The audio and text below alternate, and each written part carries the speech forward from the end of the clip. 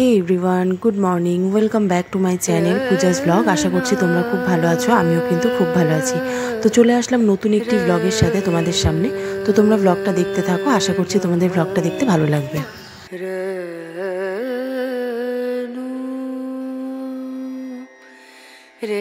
আজকে অনেকটাই সকালবেলা ঘুম থেকে উঠেছি, 6টার দিকে ঘুম থেকে উঠলাম। তো এখন 6:30 মতন বাজে।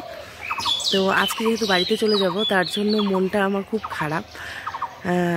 মেন কথা কি বলতো, আমাদের মামা বাড়ি এখানে এমন একটা জায়গা আর এমন একটা বাড়ি, এখানে সবাই এতটা ভালো যে কেউ আসলেই সত্যি এখান থেকে যেতে চায় না। আমার দাদা আসলেও তাই, আমিও তাই, আর আমাদের ফ্যামিলি যে কেউ আসলেই তাই। আমার মায়েদের যে এখনও এত বয়স হয়েছে, তবুও মায়েরাও এখানে আসলে না সহজে যেতে ইচ্ছা করে না। আমার বাবা যেমন চলে গেছিলো, তো বাবা কিন্তু পরশুদিন আবার চলে এসছে। তো যাই হোক, কী করা যাবে, যেতে তো হবেই, সবারই সংসার আছে। যাই হোক, সত্যি কথা বলতে গেলে আমার বাপের বাড়ি থেকে যেতেও আমার এতটা কষ্ট হয় না, কিন্তু মামা বাড়ি থেকে যেতে আমার খুব কষ্ট হয় সত্যি, যে আবার না জানি কবে আসবো কবে না আসবো। কিন্তু এটা আমার আজকের না যে আমি শ্বশুরবাড়ি যাচ্ছি বলে আমার কষ্ট, সেটা কিন্তু একদমই না। আমি আগে যখন বিয়ের আগে এসে থাকতাম, তখনও আমার ঠিক এরকমটাই হতো। মানে আমি বাড়িতে যেতেই চাইতাম না, মনে হতো আমি আরও কদিন এখানে থাকতে পারলে ভালো হয়, আরও কদিন থাকতে পারলে ভালো হয়। তো এই ভেবে ভেবে অনেক দিন আরও কাটিয়ে দিতাম, আর বাবার কাছে খুব বকা খেতাম। তো এইভাবেই চলতেই হবে, তো কী আর করা যাবে। তো আমরাই তো এখন সকালে চা খাবো, আর দুপুরে আমরা খাওয়া দাওয়া করে এখান থেকে বেরিয়ে পড়বো। তো চলো তোমরা ভিডিওটা কন্টিনিউ দেখতে থাকো। আজকে যেহেতু চলেই যাব, যার জন্য ভাবলাম যাই একটু এদিক থেকে ঘুরে আসি, কিন্তু কেউ এখনও ওঠেনি, যার জন্য আমি একা একাই আসলাম। মা, মামি, বৌদি, মাসি এই কজন উঠেছে ঘুম থেকে। তো আমি একা একাই আসলাম, একটু এদিক থেকে ঘুরে যাই।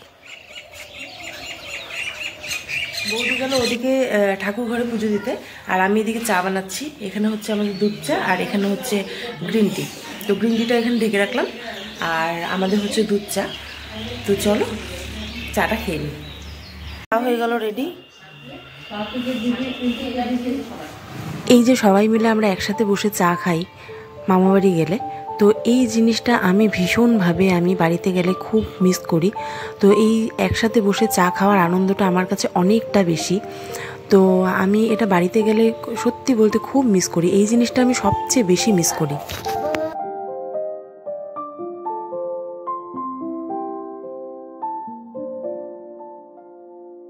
চলেই যাব, তাই যতটুকু সময় আছে একটু ঘুরে নিই।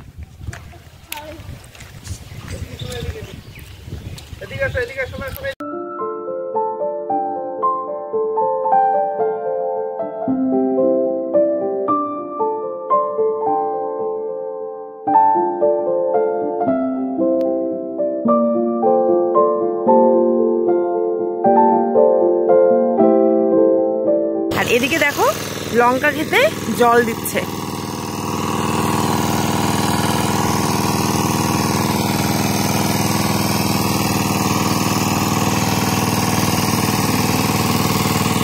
এই যে দেখো কুল গাছের সামনে আসলাম, তো যাই চলো কটা কুল পেরে আনি। আমাদের এখন একটা জিনিস দেখাবো, হ্যাঁ খালি দেখবে, দাঁড়াও। এই দেখো কত নিচে নিচে দেখো কুল। কালকে এখান থেকে মা কুল কিনে নিয়ে গেছে, একদম নিচে নিচে। দাঁড়াও তোমাদের ব্যাক ক্যামেরা করে দেখাই। ইস কুলগুলো খালি দেখো, দেখার মতো, একদম হাতের সামনে পুরো। গাছটা একবার দেখো কত নিচে, গাছটা অনেকটা বড়, আর এত কুল গাছের মধ্যে। এই দেখো পুরো হাত দিয়ে পারার মতো, একদম হাত দিয়েই পারা যায়।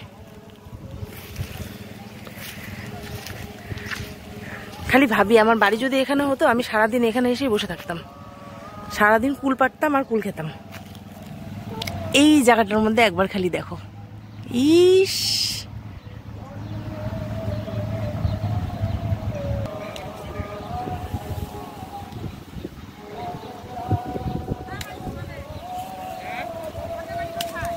যেহেতু চলে যাব, যার জন্য একটু ওই দিক থেকে ঘুরে আসলাম।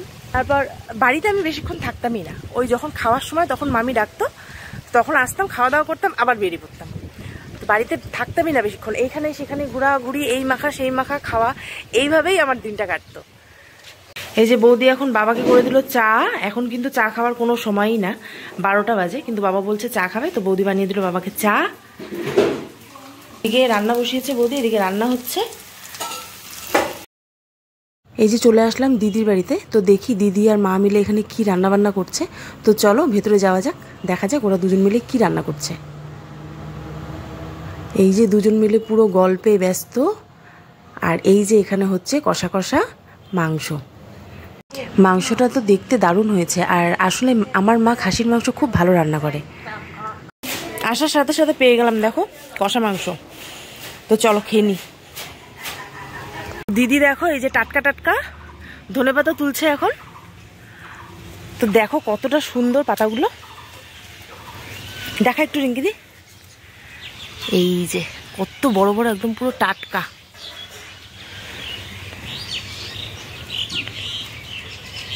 এবার হলো বাড়ি যাওয়ার পালা। তো বর যেহেতু বাইক নিয়ে এসেছিল, তো এই যে রওনা দিল বাইক নিয়ে। আর আমরা এখানে সবাইকে টাটা বাই বাই বলে বের হচ্ছি। তো মনটা তো কিছুতেই আসতে চাইছিল না, মনে তো হচ্ছিল আরও কিছুদিন থাকি, কিন্তু উপায় নেই, বাড়িতে তো আসতেই হবে। তো মনটা আমার ছিল ভীষণ খারাপ। মা মামি সবাই খুব কান্নাকাটি করছিল, তো আমি কোনোভাবে আমার কান্নাটা আটকে রেখেছি, এখনও অবধি আমি কাঁদছি না। কিন্তু যখন আমি বাড়িটা পার করলাম, যখন আমি মেন রোডে উঠলাম, তারপর আমার যেন চোখের জলটা আমি আর ধরে রাখতে পারলাম না। তো আমি খুব কাঁদছিলাম, যে মনে হচ্ছিল না জানি আবার কতদিন পরে আসব। মামাবাড়িতে এখন বিয়ের পরে সেইভাবে আসা হয় না, প্রায় 1 বছর পরে, প্রায় কি 1 বছরের বেশি হয়ে গেল, 1 বছর পর এসছি। তো আবার এই চলে যাওয়া, আবার না জানি কবে আসব। তো মনটা আমার ভীষণ ভীষণই খারাপ। আসলে এখানে আসলে আমি সবার কাছে এতটা পরিমাণ ভালোবাসা পাই, তো যে যেখানে ভালোবাসা পায় সে অবভিয়াসলি সেখানে যেতে অবশ্যই পছন্দ করে, সেরকমই আমারও ব্যাপারটা আর কি। দিদি বৌদি সবাই আমাকে খুব ভালোবাসে। বৌদি কিন্তু আমাকে কখনো ননদের চোখে দেখে না, আমাকে বোনের মতনই ভালোবাসে, যার জন্যই এতটা আমি ভালোবাসি ওখানে যেতে থাকতে। আমাদের গাড়ির পেছনে ওই যে পেছনে হাজব্যান্ড আসছিল, তো ঘুরে ঘুরে একটু পরপর দেখছিলাম আর কি।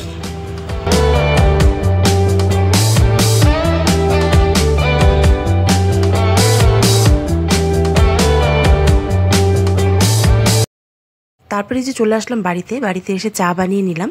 তারপর একটু চা খেয়ে একটু বসে একটু রেস্ট করে তারপর এই যে সবাইকে টাটা বাই বাই বলে আবার বাড়ির থেকে চলে আসলাম শ্বশুরবাড়িতে। তো এই যে চলে আসলাম বাড়িতে। অনেক দিন যেহেতু থাকলাম, তার জন্য মনটা খুবই খারাপ লাগবে কয়েকদিন।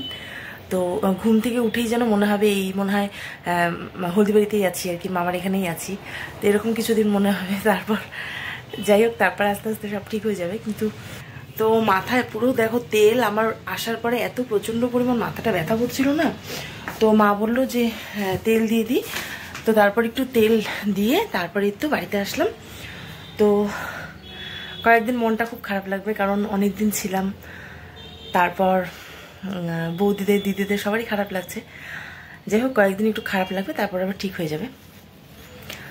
তো কি আর করা যাবে, চলো আজকের মতো ব্লগটা আমি এখানেই এন্ড করছি। তোমরা খুব ভালো থেকো, সুস্থ থেকো, আর আমার চ্যানেলটি যদি ভালো লেগে থাকে অবশ্যই সাবস্ক্রাইব করে দিও। আজকের মতো টাটা, গুড নাইট।